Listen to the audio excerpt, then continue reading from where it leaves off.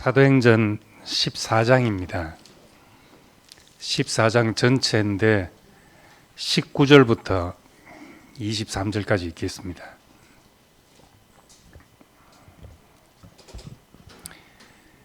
유대인들이 안디옥과 이고니온에서 와서 무리를 충동하니 그들이 돌로 바울을 쳐서 죽은 줄로 알고 시외로 끌어내치니라.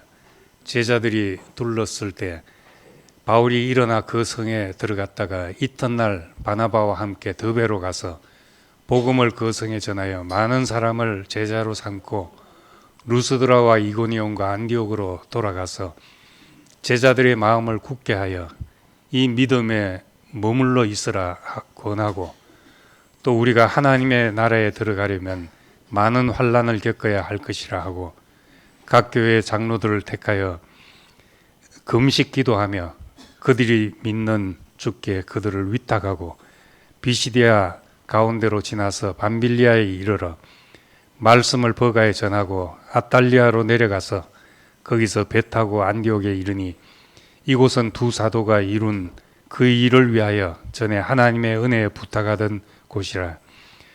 그들이 이르러 교회를 모아 하나님이 함께 행하신 모든 일과 이방인들에게 믿음의 문을 여신 것을 보고하고 제자들과 함께 오래 있으니라. 아멘. 우리 13장, 14장 이제 두 장은 이제 소위 말하는 바울의 1차 전도 여행 이야기입니다. 13장에서는 우리 구브로 키프로스 섬과 그 비시디아 안디옥에 이르러서 전도를 했고, 이제 오늘은 거기서 쫓겨나서 이고니온 루스드라 더베에서 전도한 후 이제 다시 안디옥 지역으로 돌아가는 이야기입니다. 이제 이제 오늘 말하는 이고니온 루스드라 더베 이 지역 전체가 이제 갈라디아 지역입니다. 갈라디아서 1장 2절에 보면은 갈라디아에 있는 여러 교회들에게 편지한다 이렇게 시작합니다. 갈라디아서는 이제 갈라디아 한 교회가 아니고 넓은 지역을 지칭하는 것입니다. 그 빌립보 교회도 마찬가지였죠. 그렇게 해서 이제 이 갈라디아 선교가 시작되는데, 이제 바울에게 가장 힘들었던 이제 선교 지역입니다. 이 지역이. 저는 우리 교회가 어디로 가는가, 뭐 딱 이거다 하고 구호를 내건 것도 없고, 그래서 어디로 가냐고 궁금해하시는 분들이 있습니다. 다른 건 모르지만은 저는 항상 이 교회가 건강한 상식이 토대가 되기를 바라는 마음이 있고, 또 좀 더 시야가 넓어지기를 바라는 마음이 있습니다. 제가 말씀하는 중에 늘 이런 것이 담겨져 있을 것 이제 있다는 것을 이제 어느 정도 느끼실 겁니다. 우리가 잘못 알고 있는 것 중에 하나가, 뭐 양은 이제 근시라서 앞 뒷공무니만 따라다닌다. 비둘기는 시야가 좁아서 뭐 먹이 한 가지만 쳐다본다. 이런 것이 이제 그 비유에서 우리가 잘못 이해하고 있는 겁니다. 비둘기 눈은 결코 시야가 좁은 눈이 아닙니다. 조류들은 다 시야가 눈이 굉장히 좋습니다. 조류들이. 그래서 멀리 보고, 또 보통은 230도를 본다는데 비둘기는 거의 매 눈 같아서 340도를 본대요. 누가 잘못 가르쳐 가지고 뭐 15도만 본다는 이런 이야기를 했는데 사실이 아니고, 이 아가서에 나오는 비둘기 눈같이, 내 눈이 비둘기 눈같이 아름답다 하는 것은 시적인 표현이죠. 비둘기를 보고 그 눈이 마주쳤을 때 뭐 어느 동물인들 안 그렇겠습니까? 그런 시적인 표현인데, 이것을 이제 의미를 잘못 확장시켜 가지고 시야가 좁고 한 가지만 보기 때문에 그런 것으로 이제 잘못 이해하게 된 것이죠. 성경에는 우리가 좁게 보라는 말이 없고 하나님의 경륜이라는 것은 역사를 넓게 보는 것입니다. 멀리 보고 넓게 볼 때 하나님의 손길이 우리에게 느껴집니다. 그리고 우리 베드로후서 1장 9절에 보면은 너희가 이제 멀리 보지 못한다는 걸 책망하고 있습니다. 너희가 원시치 못한다. 멀리 보지 못한다. 근시라 가지고 눈앞에 있는 것만 보고 사는 것을 오히려 책망하고 있습니다. 그리고 이제 양들은 또 물론 초식 동물들은 다 시야가 근시고 바로 앞에 있는 풀을 뜯어 먹어야 되니까 이제 앞에 있는 것밖에 못 보고 그렇습니다. 그렇지만 성경에서 양을 비유하는 것은 그 근시라는 것 때문에 양을 비유한 것이 아닙니다. 주인을 잘 따르고 또 양을 잡아도 털 깎는 자 앞에서도 잠잠한, 자기 몸에 손을 대고 잠잠한, 그래서 제물로 드려지기 좋은 그 비유를, 그것을 들어서 이제 우리에게 비유하고 있는 거죠. 비유의 본래 의미에서 벗어난 이야기는 이 의미를 왜곡시킵니다. 제가 대학교 때 은혜롭게 들은 이야기가 강도 만난 여리고로 내려가다가 강도 만난 사람의 비유입니다. 선한 사마리아인의 비유.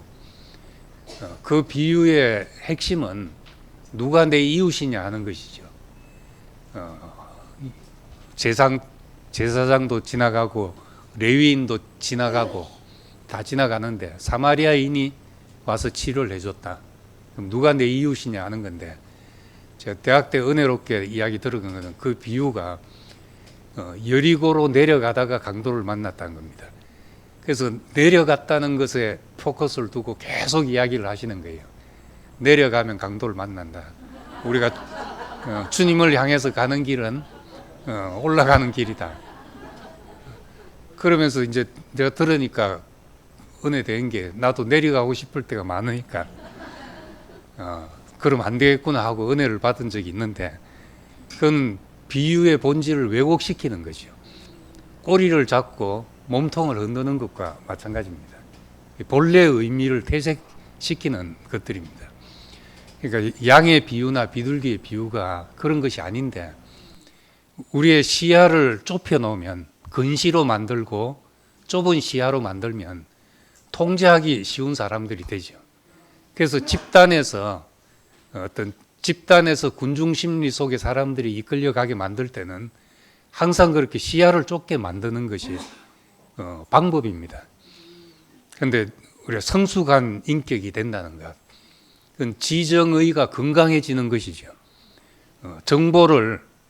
건강한 정보를 받아들이고 내가 올바르게 인식하고 판단해서 내가 어떻게 해야 될지 아름다운 선택을 하고, 이런 것이 이제 우리 인격이잖아요. 지정의 과정이고, 이것이 이제 올바른 결정을 할 수 있을 때, 올바른 판단을 하고 올바른 결정을 할 수 있을 때, 우리는 성숙한 인격이라고 그렇게 말합니다. 장성에서는 단단한 음식도 먹을 수 있게 되는 것이죠. 그래서 우리가 늘 좀 전에도 우리 상훈님 이야기했지만 앞만 보고 간다. 앞 사람이 어디 가는지도 모르고 앞만 보고 가다가는 우물쭈물하다가 큰일 납니다가 아니고, 그냥 눈앞만 보고 가다가는 큰일 나는 수도 생기죠. 멀리도 볼 수 있어야 되고 옆도 살필 수 있어야 되죠. 초보 운전 때는 앞만 보고 가야 되죠. 그런데 운전이 능숙하면 앞만 보고 가면 사고 납니다.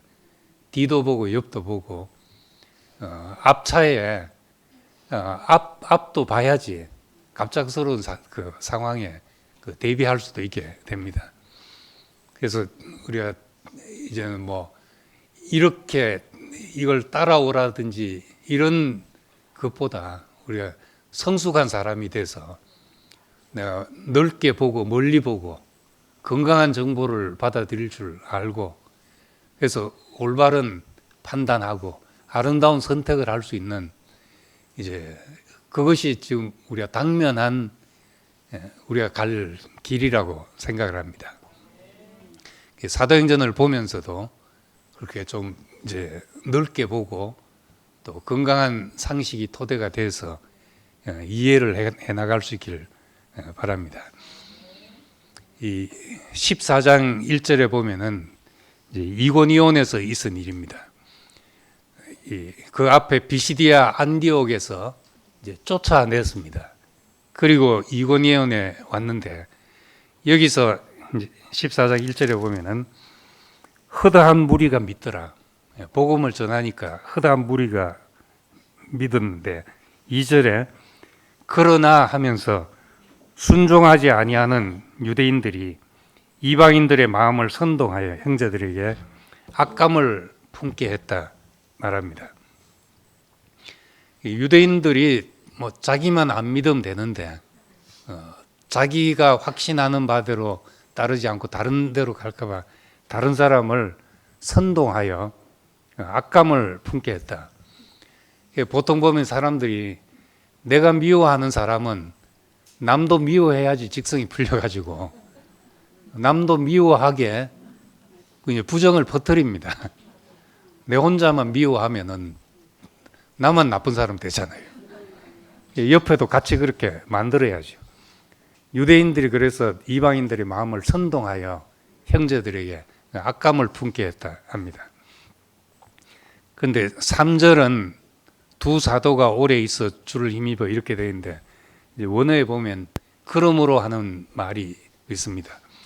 1절은 허다한 무리가 믿었는데 2절은 그러나 방해가 있었고 3절은 이제 그러므로 했는데 이게 뭔가 그러므로 두 사도가 오래 있어 주를 힘입어 담대하게 말하니 악감을 품게 하고 반대하고 하면은 떠나기 쉬운데 오히려 그것 때문에 오래 머물러 있었고 더 확실하게 복음을 전해야 했던 것입니다.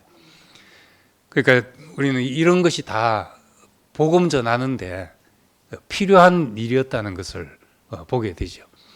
그냥 다 가서 말했는데 복음을 그대로 받아들이면은 좋을 것 같잖아요. 그런데 어디서나 이제 반대가 생기게 마련입니다. 제가 캐나다 처음 가서 한 분한테 열심히 하루 종일 이제 전도를 했는데 좋아하고 해서 저도 막 신이 났죠. 고무가 돼가지고 있다가 저녁에 이제 그릇이 확 엎질러져가지고 한 1시간 욕을 듣게 됐습니다. 그러고 나서 이제 생각해 보니까 내가 이 정도 인간으로 내가 누구한테 먹히는 사람이 된다면 어디 가든지 내가 말만 하면 사람들이 받아들이고 그랬다면 나는 여기에 그냥 이 수준에 머물 것이 아닌가. 저 사람이 있어서 내가 여기에 머물 수가 없구나. 나는 그냥 통밀이었는데 통밀로 그냥 삼켜서 소화가 된다면 나는 그 상태로 그냥 있을 수밖에 없는데 소화 안 된다고 이제 부르짖는 사람이 있으니까 내가 더 고운 가루가 되지 않으면 안 되고 하는구나 하는 것을 느끼고 오히려 저한테는 너무나 은혜되는 시간이 되었습니다. 내가 뭐길래 여기까지 오셔서 내 인생에 관여하십니까? 이런 마음이 생기고 그러니까 그러나 반대가 있었지만은 그러므로 사도들은 그 일로 인해서 더 오래 머물고 더 복음을 분명하게 이제 전하게 되었습니다. 더 확실하게 복음을 전하게 됐으니까 반대를 통해서 복음이 더 강화가 되게 됐습니다.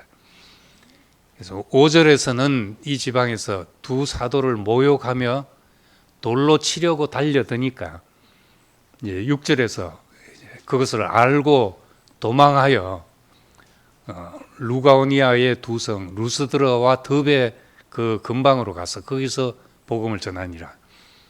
돌로 앞에 비시디아 안디옥에서는 쫓아냈고 여기서는 이제 돌로 치려 하니까 도망을 갔습니다.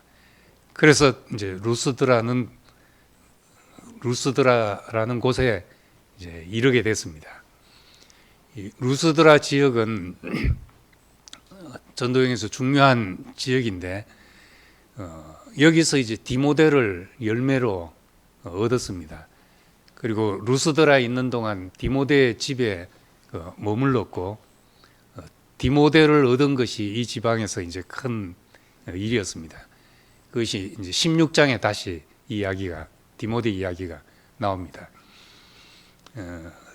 여기에 이제 디모데후서 1장에 보면은 내 외조모 루이스와 내 어머니 유니게의 믿음을 네가 물려받아서 너에게 그 믿음이 이제 있다. 이랬으니까 그 어머니 계통으로 이제 모계가 유대인이었고 아버지는 헬라인이었던 그런 사람입니다.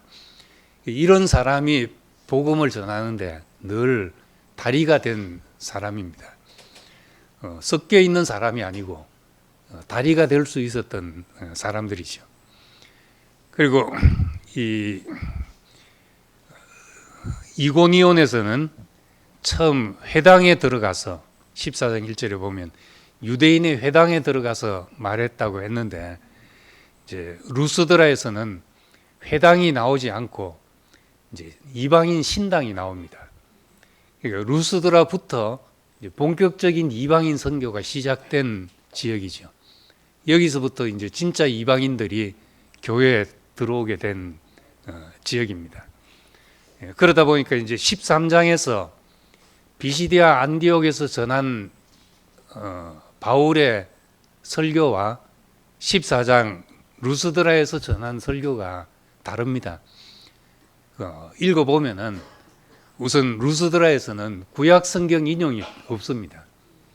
유대인들한테는 구약에 이렇게 되어 있지 않냐 이야기를 하지만 이방인들한테 가서는 구약 성경 전혀 인용이 없고 이제 14장에 가면 너희가 헛된 일을 버리고 14장 15절에 헛된 일을 버리고 천지와 바다와 그 가운데서 만물을 지으시고 살아계신 하나님께로 돌아오게 함이라. 이제 이렇게 말했습니다. 그래서 기독교인들한테 가서 말하자면 성경이 유용한 도구가 되죠. 그렇지만은 이제 뭐 도덕경을 읽고 불경을 읽고 한 사람한테는 이제 성경 이야기해야 공감대에서 출발하는 것이 아니잖아요. 그런 사람들하고 이야기할 때는 과감히 내 선지식을 버리고 이야기할 필요가 있습니다. 이런 것을 들어서 바울은 내가 유대인에게는 유대인의 모양이 되고 이방인에게는 내가 이방인이 아니지만은 이방인의 모양이 돼서 복음을 전했다. 한 사람이라도 더 얻기 위해서 그렇게 했다 하는 말을 하고 있습니다. 그리고 이제 루스드라 지역에서는 기적이 일어납니다. 성전 미문에 안전뱅이를 걷게 한 이제 사도행전 3장에 베드로의 사역이 있었습니다. 근데 여기서도 이제 날 때부터 걷지 못하는 안전뱅이를 이렇게 세워가지고 걷게 하는 일이 나옵니다. 이 얘기를 기록하고 있는 것은 예수님이 처음 복음을 전할 때 세례요한이 물었습니다. 오실 그이가 당신입니까? 이제 메시아가 오면 어떤 상황이 됩니까? 하는 것을 물었을 때 예수님 대답이 눈먼 자가 보고 안전뱅이가 일어나 그러며 갇힌 자에게 복음이 전파된다. 가난한 자에게 복음이 전파된다 하라. 이렇게 말했습니다. 복음이 전해지는 곳에서 일어나는 일로서 그런 일을 말했습니다. 그래서 예수님도 그런 병자를 고치시고 사도행전 3장에 베드로도 이 일을 하고 또 이 바울도 안전뱅이를 이렇게 걷게 했다고 이야기하는 것은 이 시대에 이제 복음이 예수에게서 일어난 일이 베드로에게서 재현되고 바울에게서 또 재현된다. 그 복음이 이어져 오고 있다는 것을 말하고 있습니다. 그리고 예수님이 기적을 행해서 병자를 고친 것은 이제 그 시대에는 그것이 무슨 의미였는가? 그때는 병이 걸렸다는 것은 하나님의 질서를 벗어나서 마귀가 개입해서 하나님의 질서가 파괴되고 이런 현상으로 병이 걸렸다든지 재난이 임했다든지 이런 것을 이해했습니다. 병이 나았다는 것은 반대로 하나님의 통치가 임했다는 것을 말합니다. 우리에게. 그러니까 이걸 꼭 지금 시대에 지금은 왜 이런 일이 일어나지 않냐 이렇게 이해할 문제가 아니고 그 시대의 이 일의 의미가 하나님의 통치가 임했구나 이걸 사람들에게 알리는 일이었습니다.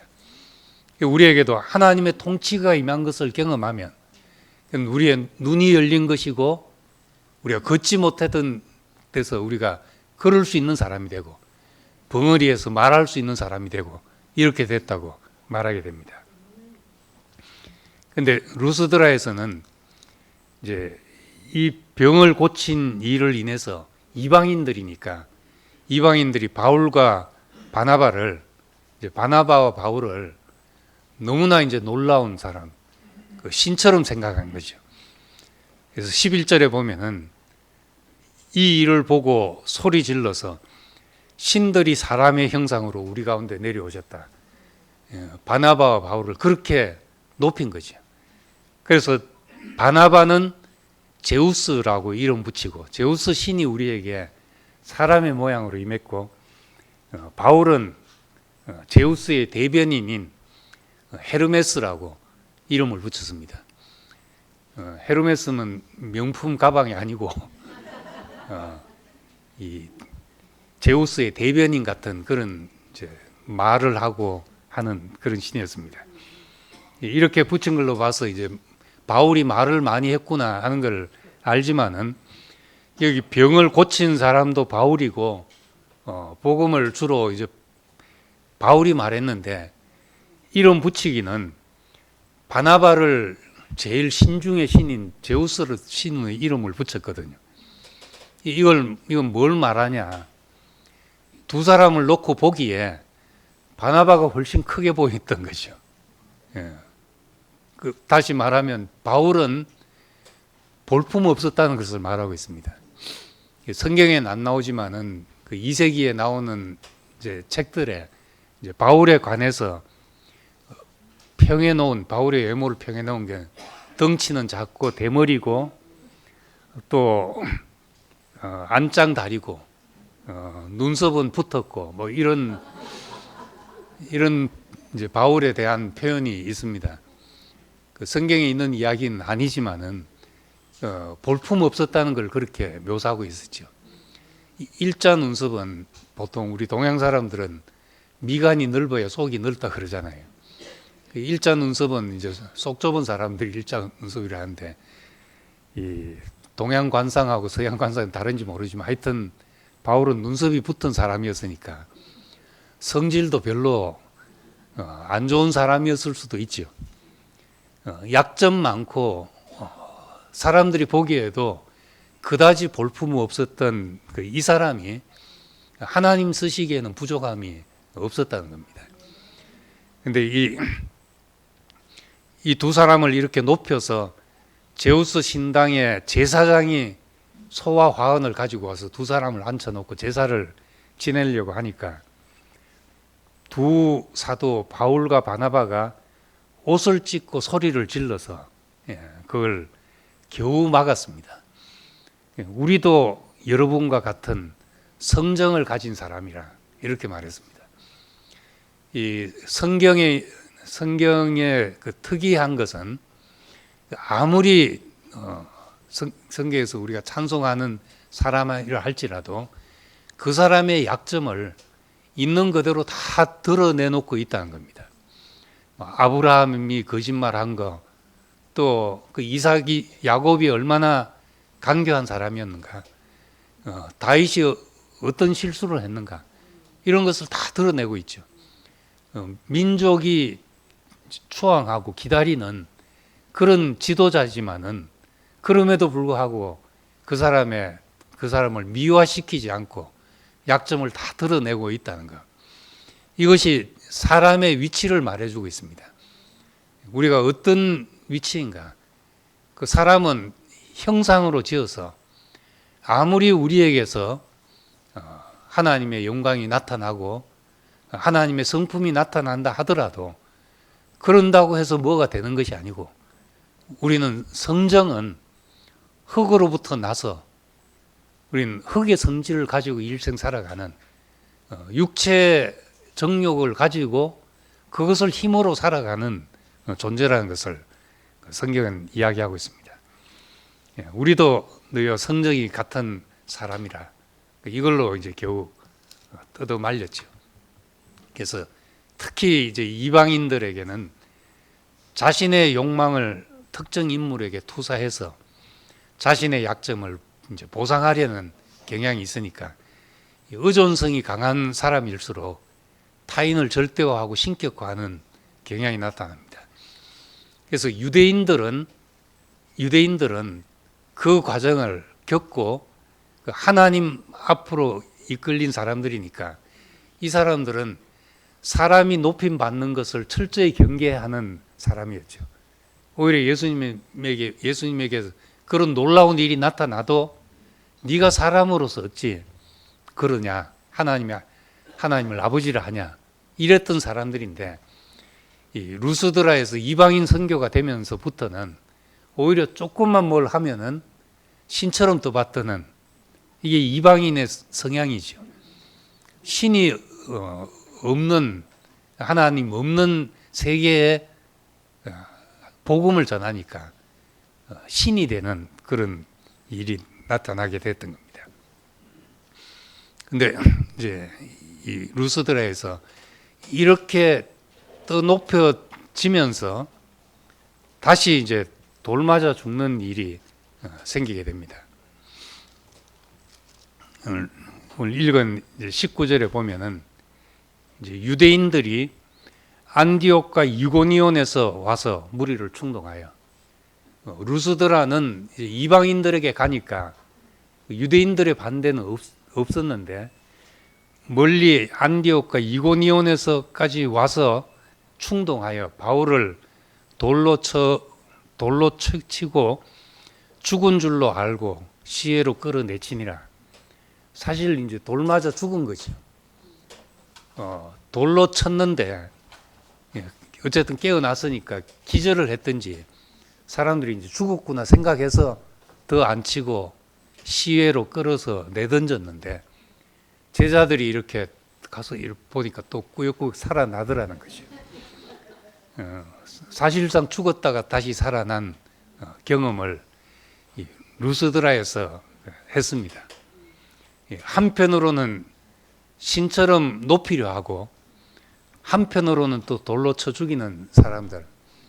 예수님이 예루살렘에 갔을 때도 호산나 다윗의 자손이여 하면서 옷을 벗어 깔면서 찬송한 사람들이 있은가 하면, 또 한편으로는 저 사람을 십자가에 못 박으소서 하고 외친 사람들이 있었던 거죠.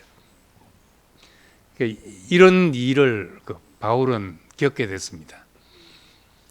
8장에서 야고보는 순교했고 또 베드로는 잡혀서 죽기 직전에 기적적인 방법으로 탈출했고, 바울은 이제 돌 맞아 죽었다가 깨어났습니다. 이 사도들은 복음을 전하면서 늘 이제 죽음을 앞에 두고 살아가는 사람이었죠. 그래서 우리는 이제 이 큰 두려움이 작은 두려움을 삼킨다고 합니다. 큰 문제 앞에서는 작은 문제들이 다 덮여져 버리죠. 죽음 앞에서 그런 의미에서 사람은 가장 정결해집니다. 죽음 앞에 있는 사도들, 일생 가장 정결한 마음으로 이제 복음을 전하며 살았을 것이라는 것을 우리 알게 됩니다. 디모데후서 3장에 보면은 이제 이런 과정을 디모데도 함께 봤기 때문에 디모데후서 3장 10절에 그렇게 말합니다. 나의 교훈과 행실과 의향과 믿음과 오래 참음과 사랑과 인내와 박해받음과 고난과 안디옥과 이고니온과 루스드라에서 당한 일과 어떠한 박해받은 것을 네가 과연 보고 알았거니와 주께서 이 모든 것에서 나를 건지셨다. 그렇게 말했고, 고린도후서 11장에도 내가 수고를 넘치도록 하고 옥에 갇히고 더 많이 하고 옥에 갇히기도 더 많이 하고 매도 수없이 맞고 여러 번 죽을 뻔하였는데 유대인들에게 40에 하나 감하는 매를 5번 맞았다 했으니까 4, 5, 200대잖아요. 200대를 맞고 3번 태장으로 맞고 또 1번 돌로 맞고 3번 파선하고 뭐 이렇게 강의 위험과 강도의 위험과 동족의 위험과 이방인의 위험과 또 신의 위험과 광야 위험 이런 것들을 쭉 열거하면서 어떤 길을 걸어왔는지를 회상을 했습니다. 그러면서 이제 끝에 하는 말은 이런 고사하고 아직도 날마다 내 속에 눌리는 일이 있으니 곧 모든 교회를 위하여 염려하는 것이다. 자신이 그렇게 했을지라도 자기 연민에 빠진 것이 아니라 교회를 위해서 염려하고 있다. 자신의 생사보다 교회에 대한 염려가 더 컸다는 이야기를 합니다. 그래서 이제 골로새서 1장 24절에서는 나는 이제 너희를 위하여 받는 괴로움을 기뻐하고 그리스도의 남은 고난을 그의 몸된 교회를 위하여 내 육체에 채우노라. 이것이 이제 바울의 이 마음입니다. 비시디아 안디옥에서 사람들은 바울을 이제 쫓아내었고 이고니온에서는 돌로 치려 했는데 이제 알고 미리 도망을 했고 루스드라에서는 도망가야 되는데 미련하게 또 버티다가 여기서 이제 돌 맞아 기절했다가 깨어났습니다. 죽을 것이나 다름없는 상태였는데 일어나서 다시 그 성으로 들어갔다가 더 배로 다시 루스드라와 이고니온 안디옥으로 왔던 길을 자기가 배척했던 길을 그대로 다시 돌아가는 그 과정을 봅니다. 이거는 방금 말한 대로 자기가 맞았던 생각을 하면 다시 못 갈 곳이죠. 그런데 거기서 복음을 듣고 있었던 사람들을 생각하니까 다시 온 길로 되돌아가는 이 행보를 이제 보이고 있습니다. 이것이 이제 그리스도의 남은 고난을 내 몸된 육체에 채우는 길이죠.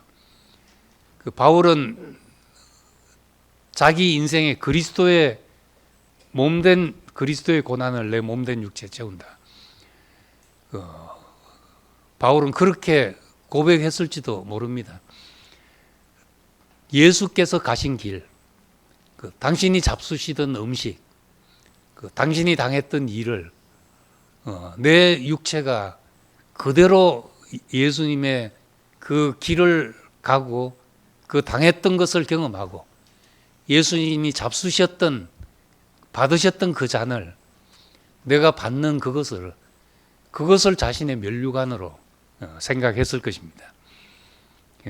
우리가 뭐길래 주님이 받으신 그 고난을 우리가 함께 받게 하는가? 우리가 그것을 감사하는 사람이 될 때 우리도 그리스도와 함께 죽고 함께 다시 사는 성숙에 이르게 되는 겁니다. 14장 이제 마지막 절이 참 이 말을 깊이 생각해 보게 됩니다. 안디옥으로 돌아가서 이제 안디옥 형제들과 순회 다니면서 있었던 일을 보고하고 교제하고 나서 28절에 제자들과 함께 오래 있으니라 했습니다. 제자들과 함께 오래 있었다. 성경에 있는 이런 표현들은 다 이제 뭔가를 말하기 위해서 기록했고 그냥 의미 없이 쓰진 글이 없다고 봅니다. 제자들과 함께 오래 있었다. 이것이 뭔가 보면 항상 반대자들과 이 복음을 받아들인 사람이 같이 있었습니다. 그런데 첫 출발지 안디옥은 그곳은 이제 13장에서도 말했지만은 정말 교회라는 우주적인 교회가 보편적인 교회가 시작된 교회였고 여기서만 어떤 박해나 이런 것이 없었던 곳입니다. 한 곳쯤은 그런 곳이 있어야 되죠. 이 안디옥 교회 이제 그 뒤에 비시디아 안디옥이라는 곳이 같은 이름의 지명이 있어서 헷갈리는데 바울을 파송했던 그 안디옥 교회 이방 선교의 이제 기지가 되었던 이 안디옥 교회는 바울이 충전되는 그런 곳이었습니다. 여기 제자들과 함께 오래 있었다 하는 것은 바울에게는 이제 바닥난 기름이 채워지는 그런 시간이었고 안디옥 교회 제자들에게는 바울과 바나바가 함께 있고 싶은 사람이었기 때문에 오래 머물러 두게 하고 싶은 사람이었죠. 서로가 충전되는 시간이었습니다. 사도행전 8장에 이제 흩어지는 교회를 이야기를 하니까 너무 예루살렘 교회만 모여 있으니까 하나님이 흩어지셨다 하니까 우리 교회 반응이 이제는 안 흩어지고 싶은데 또 흩어지면 어쩌냐고. 그런데 안디옥 교회에 와서 오히려 이제 바울은 여기에 오래 머물렀다. 바울도 무조건 소모만 하고 다닐 수가 없죠. 바울도 기름 넣는 시간이 필요하고 충전되는 시간이 필요했던 겁니다. 하나님이 또 이런 곳을 한 곳 준비해 두셨죠. 바울만 그럼 충전하면 되냐? 그 바울과 함께 있는 사람들이 바울과 바나바로 인해서 즐거워야 되잖아요. 같이 있는 것이 즐거운 사람이 됐다는 겁니다. 그 머물고 싶은 사람이 된다는 것이 얼마나 복된지 모르죠. 우리는 이제 이렇게 함께 있는 동안 우리에게는 채워지는 시간입니다. 채워지면 또 어딘가 또 흘러 넘쳐야 되는 시간이 오게 되죠. 있는 동안 우리는 함께 머물고 싶은 사람으로 머물기를 합니다. 보기 싫은데 또 교회 가서 봐야 되냐? 이러면 충전이 안 되고 교회 와서 오히려 고갈이 되어버리거든요. 우리 한 사람 한 사람이 정말 누구라도 그 사람에게 오면 머물고 싶은 사람이 되는 거 이게 소망이 아니겠습니까? 토론토 있을 때 이제 침 놓는 분이 이제 우리 교회 와서 한동안 교회에 왔는데 자기는 기독교도 모르고 아무것도 모르는데 이제 왜 교회에 오게 됐냐 표현을 길을 가다가 꽃 냄새가 향기로워서 머물고 싶어서 지금 머무른다. 또 뭐 언제 또 길을 다시 떠날지도 모른다. 지금은 여기서 쉬고 싶다. 그런 표현을 한 적이 있습니다. 그 말이 우리에게도 큰 힘이 되고 누가 와서 우리가 머물고 싶은 사람이 되면 그것이 우리에게도 채워지는 시간이 되고 다른 사람에게도 채워질 시간이 되죠. 이 한 절 간단하게 기록됐지만은 많은 박해와 핍박과 정말 죽을 고비를 넘기고 살아난 이 바울 사람이기 때문에 고갈될 수밖에 없지만 제자들과 함께 오래 머물 수 있어서 은혜로 다시 채워지고 또 새로운 출발을 할 수 있는 이런 시간을 하나님께서 허락하신 것을 보게 됩니다. 우리에게도 바울처럼 우리 자신을 다 허비하는 자리도 있을 테고 또 어떤 때는 우리에게 이렇게 하나님이 채워주시는 시간이 있는데 전도서에 있는 말씀대로 형통할 때는 기뻐하고 공고할 때는 생각하라. 하나님이 이 두 가지를 병행하게 하셨다. 밤과 낮이 있듯이 우리에게 모든 것을 주셔서 우리를 성숙의 길로 이끄신 주님께 감사드립니다. 기도하겠습니다. 사랑의 아버지 하나님, 참 바울처럼 약점도 많고 사람이 외모로 볼 때는 무시할 수도 있고 그런 사람이었지만은 하나님 쓰시기에 부족함이 없었듯이 우리도 우리 있는 자리에서 하나님의 쓰심에 부족함이 없다는 것을 알게 하시기를 원합니다. 우리에게 주신 은혜가 내 은혜가 내게 족하다 하신 것처럼 우리에게 주신 은혜가 참으로 넉넉하다는 걸 깨닫고 또 우리가 이 교회 안에서 서로 머물고 싶은 사람이 되어서 우리에게 하나님의 은혜로 채워지는 시간이 되기를 원합니다. 우리를 필요로 하는 사람에게 흘러가서 쓰여지고 또 우리가 함께 있고 싶은 사람들이 있어서 이렇게 채워지는 시간을 허락하신 것을 감사합니다.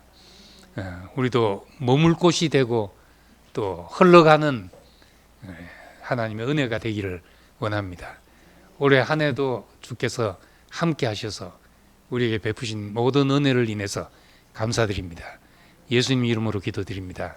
아멘.